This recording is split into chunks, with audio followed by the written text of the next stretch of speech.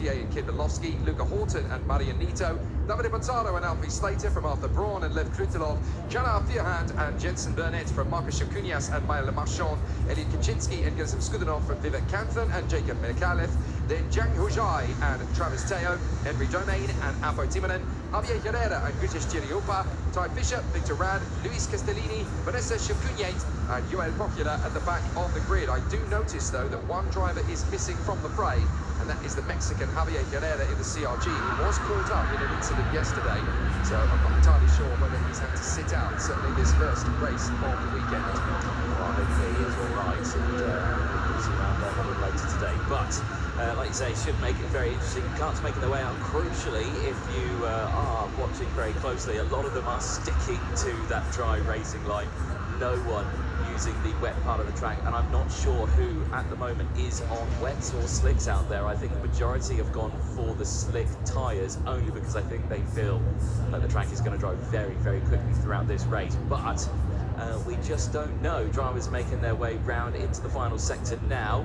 Very tight, twisty moment here. This is the turns through turns 12, 13, 14, and so on. But very much looking forward to this one as they make their way into the final corner. The first race of the day about to get underway.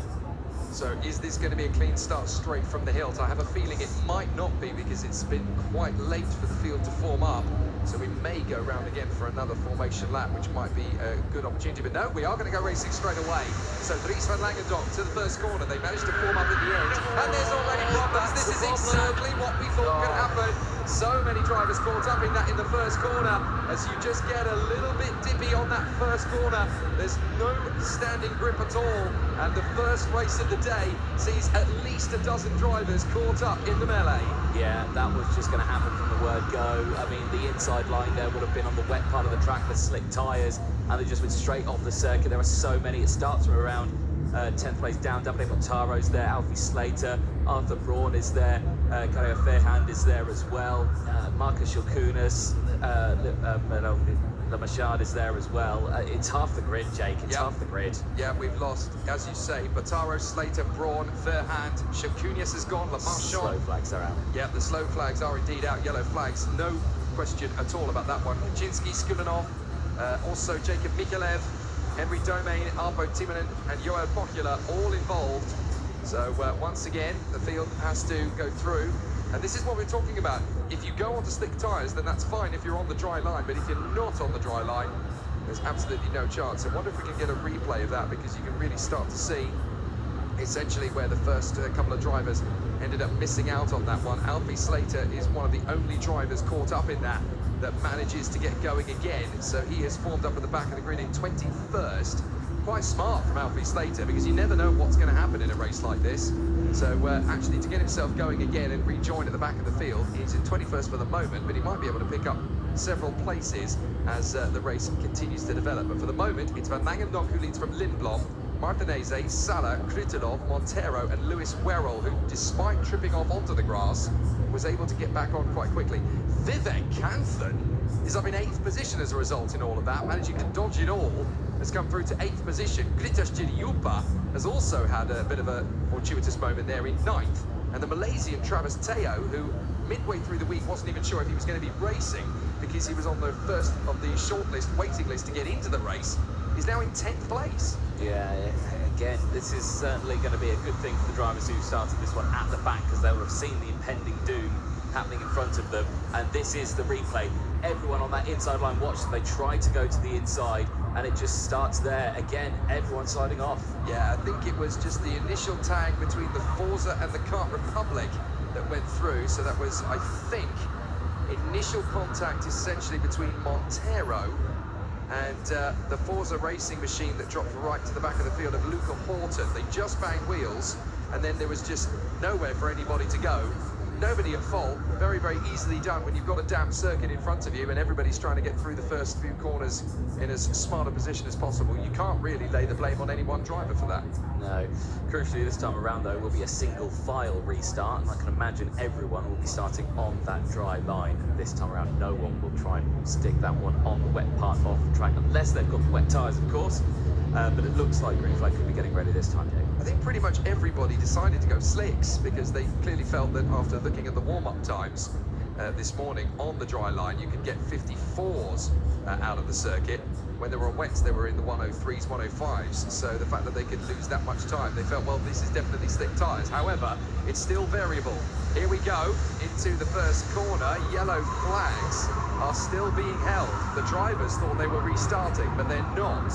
Yeah, I thought that too. Yellow flags are still out. I think the drivers think they are going. The slow boards are still out on the circuit. So what on earth the drivers think they're doing? They're battling for position, and they shouldn't be. Yeah, no, green flag I think was supposed to come out. I mean, the digiboard's cleared. I mean, the graphics still say it's yellow. The marshals are still saying yellow. Yeah, there we go. We are slow board again. Yeah, oh, and it's absolute pandemonium. A lack of communication there between the drivers. So not entirely sure what that means, but essentially the drivers now have to form up again. The problem was there was a yellow flag on the main straight, and I think the drivers felt they were going racing again, but a very interesting one. Fortunately, they're able to form up without incident, so we can now go racing again this time, I do believe, and there is a green flag on the start-finish straight ready to be waved, so this time we will go racing. What's going to be tricky, though, off the restart is the drivers are going to want to start making overtaking moves, and they're going to need to come off the racing line, which is damp, to do that. So overtaking moves are going to be tricky in the first flying lap. So out of the final turn they come. Looks like Van Langendonck's dropped the hammer. Here we go. Now we're going to go racing. Green, green, green, green, green. And up to the first turn. That's more like it. So Dries Van Langendonck into the lead from Lindblom and Jacopo Martinez. Lindblom a little bit drifty. Could be a chance for Martinez to cut in the car Republic, and there's a little bit of banging of wheels. Martinez does get through. Lindblom is going to try and take him back again. This is perfect for Van Langendonck, who drifts away out front. Yeah, this is a nice design of a circuit to allow that sort of overtakes to happen. Yes, you can send it down the inside of turn 3, but then I'll immediately get it back at turn 4. And again, Martinez all over that rear bumper. And again, he dives it down the inside. Werrell takes both of them through the inside. There's another kart off of the hairpin. There's several karts off. The grass is absolutely soaking, and the slick tyre is just not working for them, pirouetting into the barriers. Belowski and Montero have both gone off there on the entrance to the hairpin at the pit lane entry, and unfortunately it looked to me as though we saw Martinez and Lindblom drifting wide as they came through that corner as well, and that's what we've noticed. Yes, dry tyres on the racing line, but the second you step off the racing line, even by an inch, you've got very little grip, and up the inside you can see there Martinez getting the move on Krutelov to get back into third position, but really running the gauntlet when you make the overtake, and that's very unfortunate for Belowski and Montero as both drivers drop out of the race now. And that is a run wide from Martinez, really struggling to hold it on the racing line. But then you've got several drivers in the midfield who are going wheel to wheel, and it's still very greasy offline. Not everybody is going to find this race easy to complete. No, this is certainly a challenge for the drivers here, and I suspect the senior categories are watching on now thinking, we're next in this, and certainly it looks like it's going to be quite a challenge even for them. Side by side here as Lev Krutelov is battling away with Werrell. Lindblom goes down the inside of both of them. 3 wide on the exit as they go in towards turn number 4, but Lev Krutelov will have the inside line as they go back onto the start-finish line, and Les Krutelov is up into second place now, 12 positions gained. Nice moves from Krutelov as they all 3 drivers battle away on the far side of the course. Van Langendonck has a perfect advantage out in front. Werrell having worked his way back into third position, having dropped back initially, but he seems to have the confidence of pace in the Forza Racing Expert to get himself back into currently third position. Krutelov drifting wide, that holds up Werrell. Lindblom comes through, and now Canthon and Horton are going to get their bids to come through as well. So Canthon through into fourth position, Horton through into fifth place, and look, you can still see how greasy it is down on the inside line as drivers try to cut their way through. Montero gets a warning flag for his part in the incident, but incredibly, we only have 19 drivers left of the 33 that should have started it. Yeah, certainly half the grid has left this race, but keep an eye on Canthon here. He's up 16 positions. He is flying through this order at the moment, up into P4 now, and he is certainly a driver on the move. He's third in this group. Remember, your race leader, Dries Van Langendonck, is miles down the road, so there he goes in to try and go for second, but Krutelov fights it back. Now Werrell and Lindblom go through, and it's just 3 wide here as everyone just tries to find a way through. Martinez in the fray as well. So diving at the inside, Werrell manages to cut in on Canthon. Here comes Filippo Sala in the Sodi car. Martinez, Horton and Jang are in the middle of this one as well. Big dive up the inside. I think Horton just tagged in there with one of his opponents. There's a little bit of paint trading as they continue on down on the inside. There goes Horton, there goes Sala, there goes Jang. And up the inside, that's the 24th, Travis Teoh, the Malaysian, has come through as well. So Travis Teoh really working hard here as he finds himself tucked up behind Filippo Sala in the Sodi car. This is what staying on the road on the first lap gives you. It gives you an amazing reward with 2 to go. And it's Van Langendonk in front of Lindblom, Kritonov, Werrell, Cantlin, Martinez, Horton, Sala and Teoh. I suspect this race won't be over until the nose cones have been checked, because there has been some battling away in this field. Certainly very interesting as down the inside the Falcon goes for the move. Nice little run there and gets it down the inside. So a very tricky sort of situation here for the drivers, because again, that racing line is ever growing. The dry line is getting wider and wider, but there is still that inside line and the outside line that is just absolutely soaking wet. Brilliant run from Travis Teoh, though, to get himself now into 8th position, and he's not done yet. He's got Luca Horton just in front of him, and in front of him, you've got Martinez. Horton goes for it. Teoh's going to get both of them. Absolutely brilliant from the Malaysian. Travis Teoh is going to dive up the inside, try and finish the move on Horton, who runs wide, but Teoh has had to bail off the throttle a little, and so Sala's going to get through on the inside line. We're going to the final lap. Horton has somehow held on to it, 3 wide through turn 1, and somehow they all make it through. That's Alfie Slater. Alfie Slater, who was in dead last at the restart, now finds himself in the top 10. That's an incredible comeback from Slater. Yeah, nice little drive there. He has certainly found his way through this field, and again, just shows pure skill there as he sends it down the inside there of Travis Teoh and gets it done. Moves up another position. Teoh now under pressure from Zhang there as well, who is moving up the order also. But again, the top 3 now have certainly separated. Van Langendonk here at the end of this race has just left the rest of the field, has dominated these conditions, and he will exit out of the final corner. There he is on your screens to the checkered flag. But Van Langendonk then starts the day well with a race win. He'll be happy with that one. Van Langendonk did take a race win yesterday in a second, so that's 2 wins now and a P2 for Van Langendonk from Scott Lindblom. Lev Krutelov finishes in 3rd place after gaining 11 positions from Lewis Werrell.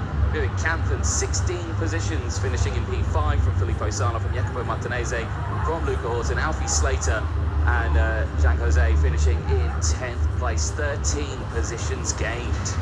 Wow, what an amazing race. I mean, Dries Van Langendonk looks over his shoulder at the finish line.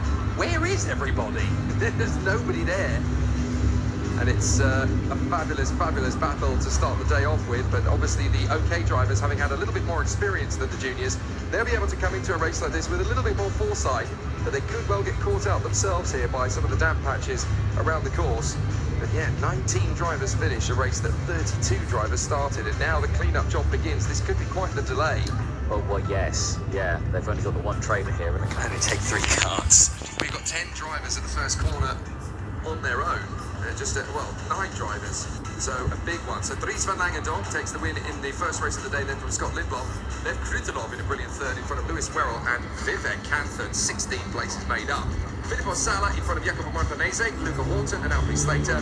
Zhang Jose and Travis Teoh both make up 13. Alex Chartier in 12th in front of Marianito. Luis Castellini, who made up the most, 17 places gained. Victor Rad made up 15 in 15th position. Jensen Burnett has to hold on for 16th in the end, in front of Gritis Giriupa, Vanessa Shulguniate and Ty Fisher. Kibalowski and Noah Montero were out on the 5th lap, but then on the very first lap we lost, get ready, Davide Bataro, Arthur Braun, Cara Firhan, Marcus Shakunia, Marla Marchand, Elia Kaczynski, Gilles Skudinov, Jacob Mikulev, Henry Domain, Arpo Timonen and Joel Bokula. Javier Herrera didn't start the race, so there were 12 drivers gone before we'd even completed half a lap. Yeah, that is certainly not the way these drivers wanted to start the day, but with those conditions, some would say it would have really expected, with those slick tyres on the wet part of the track, just absolutely sending it in towards turn 1. The track, however, now is much, much drier. Here's a look then at that start once again, and it just kicked off the inside line and absolutely nothing they could do. Everyone just understeering into the corner. They couldn't get the traction, and unfortunately they piled into the drivers who were on the outside line, and that just unfortunately meant the entire one half of the grid just disappeared in turn 1. Stereotypical racing chain reaction, and then you've got 10 drivers sat on the sidelines wondering what on earth they're supposed to do. Here's the second conflagration. Big accident there as Montero and Belovsky go flying off the road. Montero tried to get going again, couldn't manage it. Then we had the battles once we get really into the flow of things. Martinez dueling away with Krutylov. Very impressed with the Ukrainian Lev Krutylov. Managed to put himself into a lot of decent positions out there. Filippo Sala rolling his sleeves up and going to battle with Jacopo Martinez. There's only one driver who really took advantage of the situation he was given. Travis Teoh, the Malaysian, really managed to step in and take a move. Vivek Kanthan won't be terribly happy with the way that Krutylov managed to slice himself back into position there, but manages to fight his corner. How about this for a 3-wide battle? That was pretty hectic, as Werrell was able to pick up several positions there on the inside and took the position from Vivek Kanthan. But you still have these moments, look, as drivers just drift off the wet line onto the dry part of the circuit. Still a little bit of pushing and shoving as drivers are trying to cut their way through. But Travis Teoh, he was one of the stars of the race for me. Once he had that opportunity, he absolutely grabbed it. Oh, he certainly did. And like I said earlier on, though, I don't think this race is going to be over until they all go through the nose cone watch part of this proceedings. But you got to give it to Travis Teoh there. He was certainly trying to fight his way through that field, wasn't he? You certainly need to in these circumstances as well. You never know when you're going to get another opportunity to. Alfie Slater, fantastic comeback, considering that he was one of the drivers off in the first turn. He managed to push start the car. That's a big achievement. And then to come back and get into the top 10, that's an even bigger achievement. However, it is a fabulous performance out in the front end of the field from Dries van Langendonk, the only driver who really had a flawless run. So he starts in perfect form. And obviously we have more races to come from the Belgian, and he starts in the best possible fashion. He does indeed. Yes, another solid 15 intermediate classification points will be added to his tally. And like we were saying, certainly a very nice way to start the day as those drivers make their way back into Park Fermé. The clean-up job still underway. Some of the cars able to get restarted, some not, and they will have to be recovered. So it will be a slight delay to the next race. The next race will be the OK group, qualifying Heat B and F. They'll be coming up next.